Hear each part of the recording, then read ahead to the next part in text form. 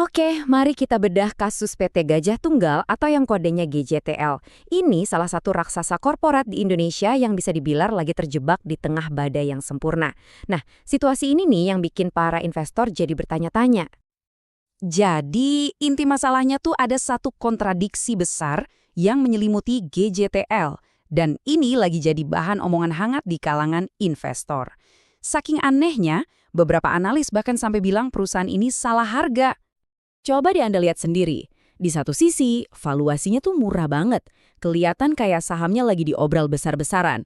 Tapi di sisi lain, laba bersihnya malah anjlok. Jadi apa dong yang sebenarnya terjadi di sini? Untuk bisa mecahin teka-teki ini, kita perlu lihat dulu fondasi kekuatan GJTL. Sebenarnya seberapa kuat sih cengkraman mereka di pasar dalam negeri? Perlu diingat, GJTL ini bukan sekedar pemain biasa loh. Mereka ini raksasanya regional. Dari markasnya di Indonesia, perusahaan ini mendominasi produksi ban di seluruh Asia Tenggara. Nah, kekuatan utamanya itu ada di pasar kendaraan roda 2 yang masif banget di Indonesia. Segmen inilah yang jadi tulang punggung bisnis GJTL karena permintaannya itu stabil dan konsisten. Oke, kalau pasar domestiknya sekokoh itu, terus tekanannya datang dari mana?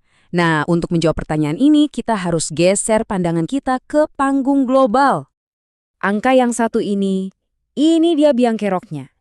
32%.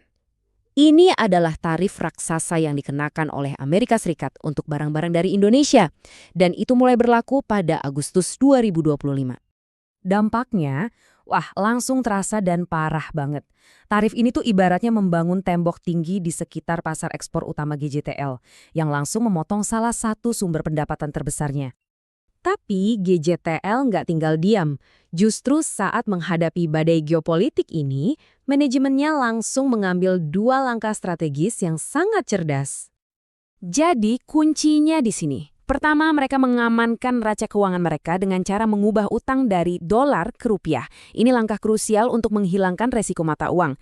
Kedua, mereka putar haluan. Mereka kerja keras cari pasar ekspor baru, menyasar negara-negara berkembang seperti blok BRICS dan negara-negara Teluk untuk menggantikan bisnis yang hilang dari AS.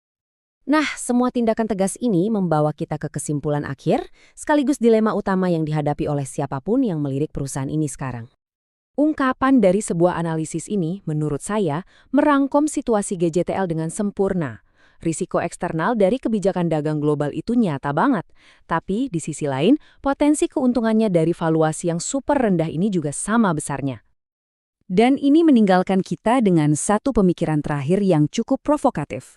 Walaupun strategi internal GJTL kelihatannya udah sangat solid, pertanyaan terbesarnya adalah, apakah itu semua cukup untuk mengatasi kekuatan politik global yang begitu besar dan tidak bisa ditebak?